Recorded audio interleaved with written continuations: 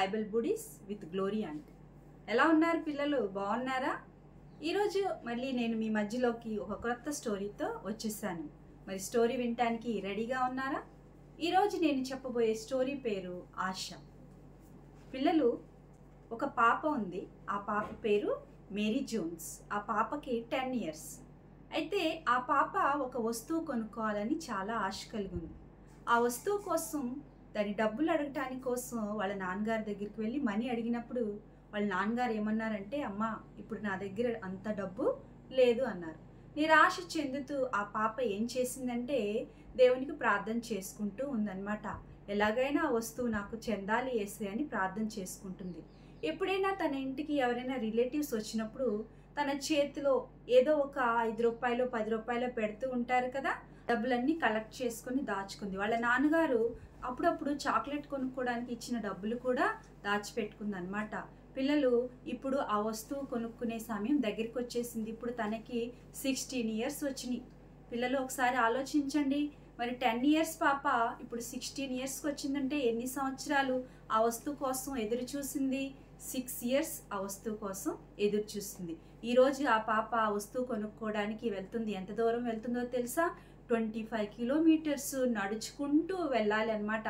ఆ 25 kilometers నడుచుకుంటూ ఆ వస్తువు కొనుక్కోవడానికి ఆ పాప వెళ్ళింది. మనం అనుకోవచ్చు కదా, మేబీ ఆ పాప ఈరోజు మంచి కాస్ట్లీ ఫ్రాక్ కొనుక్కుంటుందేమో, లేకపోతే డెలిషియస్ ఫుడ్ కోసం వేచి చూసిందేమో అని మనలో ప్రశ్నలు వస్తాయి. కానీ పిల్లలు, ఆ పాప దేనికోసం వేచి చూసిందో తెలుసా?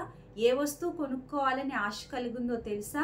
ఆ పాప పరిశుద్ధ గ్రంథమైన ఈ బైబిల్ని కొనుక్కోవడానికి ఆశ కలిగి ఉంది.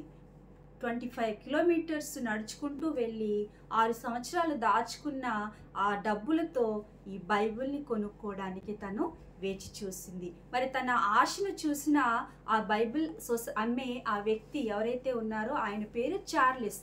వారు చాలా ఆశ్చర్యపోయారు ఆ చిన్న పాప యొక్క కోరికను చూసి. అప్పటి నుంచి ఆ చార్లెస్ గారు ఏం చేశారో తెలుసా? ప్రతి ఒక్కరికి ఈ బైబిల్ అందుబాటులోకి రావాలని చాలా ప్రదేశాల్లో ఆ బైబిల్ సొసైటీ అనే సంస్థను స్థాపించారు. ఈరోజు బైబిల్ సొసైటీ అనే సంస్థ స్థాపించబడిందంటే దానికి కారకురాలు ఎవరంటే మేరీ జోన్స్.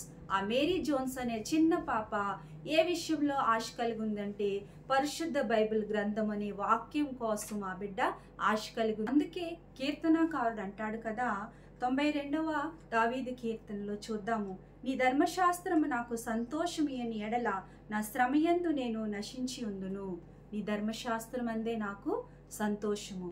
ఆ మేరీ జోన్స్ వలె మనము కూడా ఒక వస్తువు కోసం ఆశ కలిగి ఉన్నప్పుడు ఆ వస్తువు మనకి దక్కాలంటే, ఆ వస్తువు మనం కొనుక్కోవాలంటే, ఆ వస్తువుకు మనం దగ్గర అవ్వాలంటే ముందు దానికోసం మనం దేవుని దగ్గర ప్రార్థన చేయాలి. ఎందుకంటే ఆశపడే ప్రాణాన్ని దేవుడు తృప్తిపరుస్తాడు. కాబట్టి పిల్లలు, ఈ రోజు నుంచి మీకు ఏదైనా వస్తువు మీద కోరిక ఉంటే ఈ రోజు నుంచే మీరు మోకరించి ప్రార్థన చేయండి, దేవుణ్ణి అడగండి.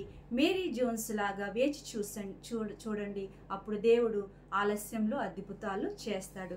గాడ్ బ్లెస్ యూ పిల్లలు. పిల్లలు, ప్రార్థన చేసుకుందాం. ప్రేమగల తండ్రి, నీకే వందనాలు. చిన్న హృదయాలను చిన్న మనసులను తాకిన విధానాన్ని బట్టి నీకే వందనాలు నాయన ప్రభా.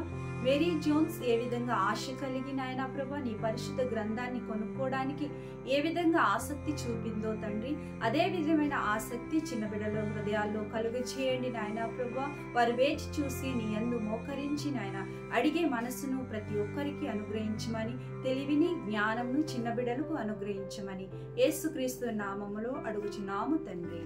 ఆమేన్. గాడ్ బ్లెస్ యూ పిల్లలు.